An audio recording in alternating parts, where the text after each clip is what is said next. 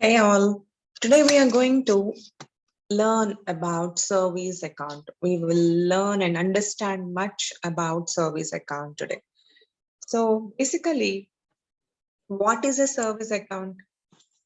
The first thing what comes to our mind is what is it actually? So we can consider it as a special type of account which is intended to represent a non-human user that needs to authenticate and be authorized to access data in application interfaces. Okay, so typically service accounts are used in some of the scenarios like running workloads on virtual machines, VMwares and all. Then you might have got a doubt like, why do we need the service account?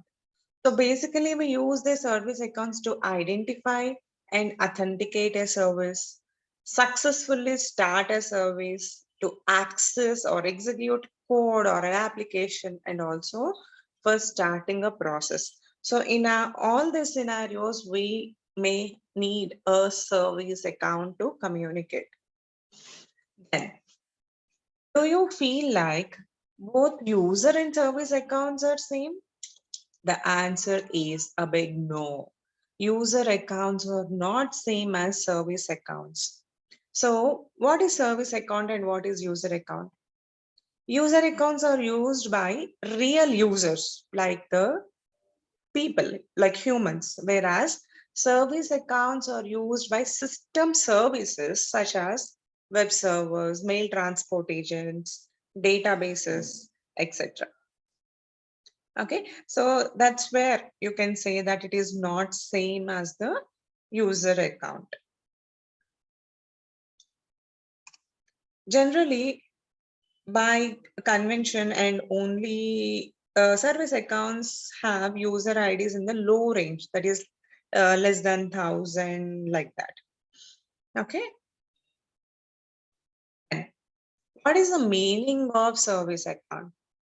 It is one of the user accounts that is created explicitly to provide a security content for services, which can be running on Windows Server operating system or Unix or Linux operating systems. The security content determines the service's ability to access local as well as network resources. Then what could be the examples of service accounts? Basically, we can create service accounts in any of the operating systems like Windows, Unix, or Linux. And there are different names given in different operating systems. When it comes to Unix and Linux, we call it as init or init. Then when it comes to cloud, we call it as cloud service account or virtual service account. And in Windows, we call that as local system, network servers, or local user account as well as domain user account. So if you want to know more about domain user account, please comment me. I will be explaining you what is domain user account as well. Next, there are different types of service accounts as well. So these are few types among them. Group managed service accounts. That means these accounts are managed by a group of people in a company. Access groups, you can call them as. Then standalone managed service accounts, like one single system, as well as computer accounts, user server logs, and PowerShell to investigate. So these are the types of service accounts. So that's all for today. If you want to learn about any of the topics, please do comment me. I'll try to help you out. Thank you. Have a good day.